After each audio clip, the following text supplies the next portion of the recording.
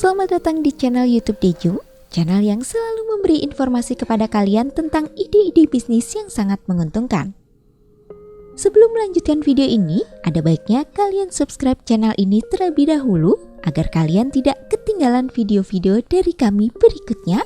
Dan jika kalian suka, klik tombol like, dan jika kalian ada saran, ide atau masukan, tulis komen di kolom komentar ya. Penulis lepas. Di sini kuncinya adalah kecepatan Anda dalam menyelesaikan sebuah tulisan. Misalnya, Anda mampu menyelesaikan sebuah artikel yang berisi 1000 kata dalam 1 jam, itu sudah luar biasa. Mulai dari proses riset mencari informasi, menyusun kerangka hingga melengkapi kerangka yang sudah ada menjadi satu tulisan utuh. Bila Anda berhasil melakukannya dalam 1 jam saja, dan tanpa plagiat, juga dengan kualitas yang bagus tentunya, itu sudah penghasilan yang luar biasa. Multiplikasi hingga 5 atau 6 artikel sejenis dalam sehari, maka penghasilan penulis lepas atau sering dikenal dengan istilah freelance writer tidak bisa dianggap receh lagi.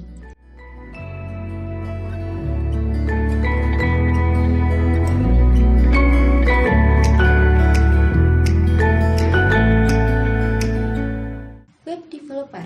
Kalau sebagai freelance writer, kendala yang sering ditemukan adalah jenis bahasa dan konten yang dikuasai. Berbeda dengan web developer yang berkutat dengan bahasa pemrograman. Apakah bahasa program yang Anda kuasai itu adalah yang banyak dikuasai oleh kompetitor di lapangan, atau justru yang sedikit dikuasai orang, sehingga Anda memiliki nilai lebih dibanding para pemain di pasar? Ini dari sisi positioning dan branding. Lalu, bagaimana meningkatkan pendapatan seorang web developer? Kunci untuk memperbesar pendapatan adalah dengan mencari klien-klien dari luar negeri, tidak hanya mengandalkan klien dari dalam negeri saja.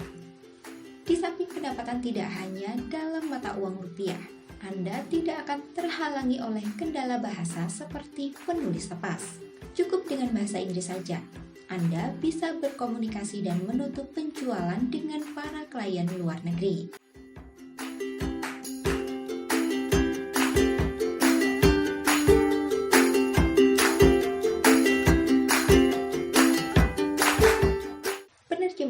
Punya satu bahasa asing yang Anda kuasai?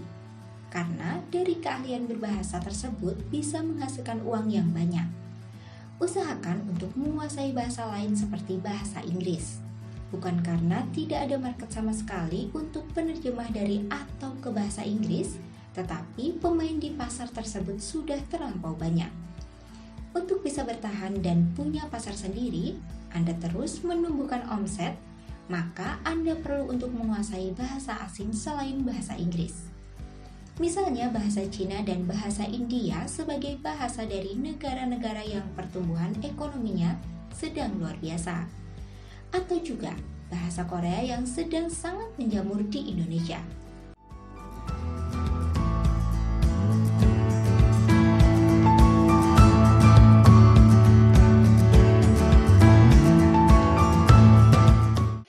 Grafis. Keahlian untuk mendesain juga bisa dimanfaatkan untuk menghasilkan uang dari rumah. Memang sesekali harus tetap bertemu dengan klien untuk membahas berbagai hal terkait desain yang akan dibuat. Di samping untuk menguatkan hubungan dengan klien, komunikasi tatap muka membahas pekerjaan akan semakin menguatkan dan memantapkan hasil pekerjaan desain itu sendiri. Layanan yang dapat disediakan oleh desainer grafis adalah pembuatan banner, brosur, poster, dan lain sebagainya. Baik untuk dicetak ataupun untuk disebar di media sosial dalam format digital.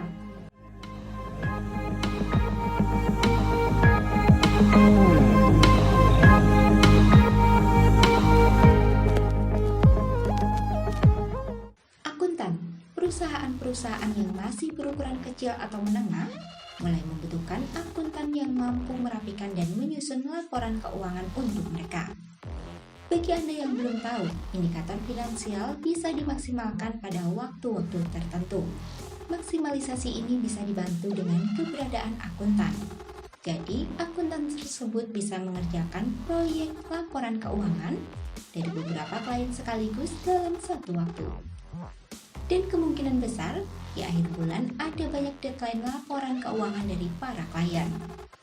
Gambarannya adalah 3 minggu tidak bekerja, tapi 1 minggu akan bekerja penuh untuk menyusun laporan keuangan milik klien.